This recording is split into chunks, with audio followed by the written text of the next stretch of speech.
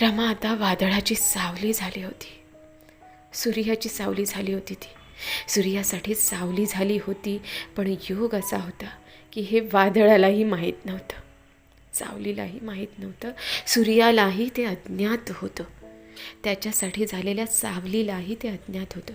सगळेच निर्णय भविष्याच्या काळोखानं दडवून ठेवले होते. रमा सुभेदारांची सून झाली होती आणि वलंकर हे नाव बदलून ती आता आंबेडकर झाली होती.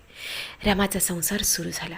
घरात सुभेदार होते, आनंदराव होते, त्यांची पत्नी लक्ष्मी होती आणि सुभेदारांची बहीण मीराबाई होती. मीराबाई पांगळी होती, सावत्र आई जिजाबाई होती. कुटुंब मोठं होतं. आंबेडकर कुटुंब असं नांदत होतं.